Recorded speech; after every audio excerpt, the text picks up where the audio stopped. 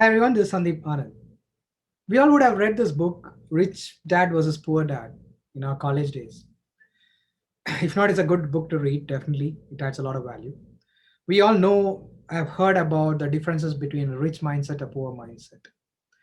Now, I'm not going to talk about all that today, but I'm going to apply that concept of rich mindset versus poor mindset, how you can apply in today's digital world.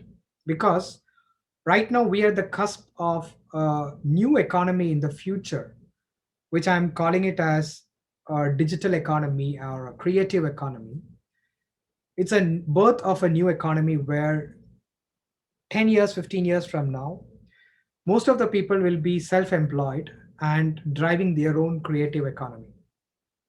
You don't want to miss that aspect of a future bright prospect that exists, which you could take advantage of and capitalize only if you have a rich mindset in the so called creative economy. Now you can see it's just simple. I made this presentation very simple. Just one point to take care. Poor mindset people spends time through entertainment entirely. They are consumers of creative economy. They are consumers in the digital economy. Mainly consumers. I mean, I'm not saying consuming is wrong, but they are only consumers in the digital economy, and all the time spends time through consuming entertainment entirely. Rich mindset people in today's digital world, for them, time is the most important asset, and they reads, does business ventures in digital world and creates in creator economy. They are creators in creative economy, whereas poor mindset is people who are consumers of creative economy. Only one difference: you need to decide in the next 10, 15, 20 years ahead, this creative economy is going to create, it's going to scale up with the power of internet and leverage. It is going to scale up the difference between poor and rich by a big margin, because people are getting huge amount of creating huge amount of money in the creative economy. In terms of, earlier when people used to struggle to reach a millionaire by 50, now today's generation by 30s they are millionaires. It's because of the power of the internet, and anybody can choose what their dream is and leverage from the power of creative economy, create it in the internet, and reach beyond boundaries. There is no constraints for anybody to reach anywhere. Now, what is creator versus consumer economy? So creator economy, it's primarily technology led group of businesses being built by 50 million creators roughly in the world. And it comprises of, what are those creators, who are those creators? It comprises of influencers on digital channels like YouTube, entrepreneurs who can set up the stores in a matter of minutes, and we vloggers, bloggers, content curators, community builders, a host of other things that you can think of in the creative economy. It's primarily digital platforms empowered creators. Now, the creator economy is sized to be around potentially $200 billion by 2023. So it's a roughly 2 to 3 times from now, the way it is going to scale in the next couple of years. And the scale, it can scale beyond boundaries, as I said. Platforms that are empowering these are, we all are aware of this: Snapchat, Instagram, YouTube, Facebook, Audible. There is tons of platforms: Amazon, Shopify, TikTok, Substack, Patreon, Twitch, and you can have another 50 in the next couple of years.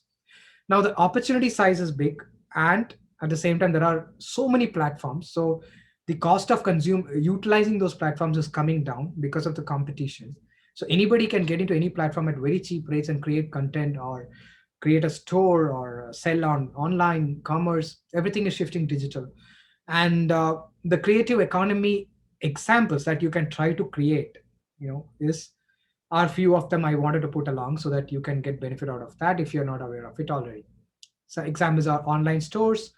You can become a merchant online, like examples in Shopify, Etsy.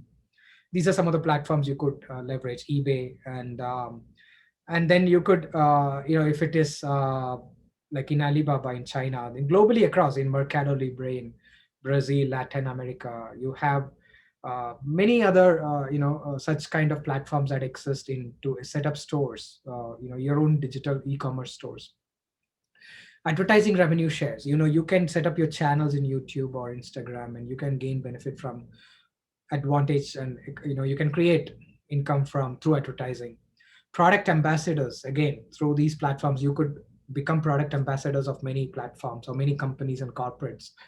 Product placement, you could leverage in your videos and in your writings, affiliate marketing and placements in your own channels. Those are some of the things. Giving tips, giving expert advisory, paid subscriptions channels. Then the other content sales, whatever vlogs and all video channels that exist out there.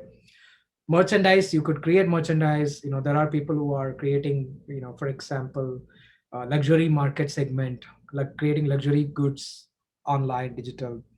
Many other new age merchandise that can be brought in. You could give expert advisory, consulting, many other expert creative economy jobs exist out there. You could also leverage some of the platforms I have not mentioned here, like Fiverr, where you could get registered as a freelance consultant and give your time to gain to trade your time for money. So these are some of the platforms that exist out there, and digital economy and creator economy is going to disrupt the existing corporate structure.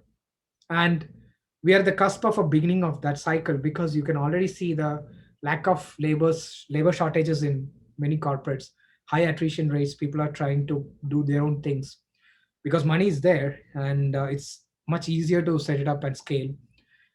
And you can see already high attritions, and you can already see people having a side hustle to develop, and then they becomes main profession eventually. So believe me or not, you want to be on the right side. As I want to repeat, concluding this video, being on the rich mindset. It's great idea to consume, but for every consumption, set yourself to create something so that you give a reward of consumption. So it's a risk reward. It's a You take the pain of creating something and then reward it with a consumption, so that it gets balanced. It's not only consumption with a poor mindset, pretty much. So wanted to bring this up. Thanks for staying with me. Signing off, Sandeep, Anand.